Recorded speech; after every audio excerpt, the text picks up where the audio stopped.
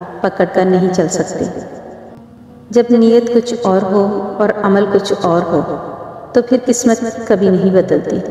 हम लोग अपनी नीयत लोगों से छुपा सकते हैं, इससे नहीं जिसने हमको बनाया है।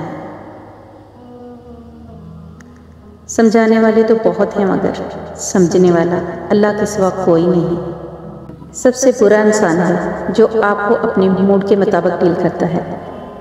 खुश हुआ तो खुश अखलाक से पेश आता है और अगर तंग हुआ तो हमाकत के साथ सलूक करता है। हज़रत रज़ी अल्लाह अन्हा ने फरमाया, हिकमत एक दरख्त है जो दिल में पैदा होता है और ज़ुबान पर फल लाता है। माना बेटियां अल्लाह पाक की रहमत होती हैं, मगर बेटे भी तो माँ की जान और बहनों का मान होते हैं। अल्लाह पाक हमें औलाद की खुशियाँ दिखाए, आमीन या रब्बिल आलमीन। ताल्लुक़ भी रिज़्क़ की तरह होता है, बदनीति आ जाए तो बरकत ख़त्म हो जाती है।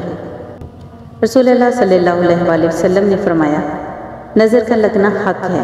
अगर कोई चीज़ तकदीर पर सबकत ले जाने वाली होती तो वो नज़र होती। ज़िंदगी में सबसे मुश्किल काम माजी की अंधेरी कब्र से निकल के ज़िंदगी की तरफ आना है, जिसमें अक्सर ही लोग नाकाम हो जाते हैं। हज़रत रज़ी अल्लाह अन्हा ने फरमाया, मुस्कुराहट दिल के दरवाजे खोल देती है। खामोशी गुस्से का बेहतरीन इलाज है। शर्म की कशिश हुस्न से ज़्यादा है। नामुकम्मल इल्म फसाद बर्पा करता है। हर इंसान के अपने पेचीदा दुख होते हैं जो दुनिया नहीं जानती और अक्सर औकात हम किसी इंसान को बेहिस कहते हैं जबकि वो गमगीन होता है। ज़िंदगी की हकीकत बस इतनी सी है कि इंसान पल भर में माजी बन जाता है। एक अच्छा शौहर मजाक में भी अपनी बीवी की बेइज्जती नहीं करता।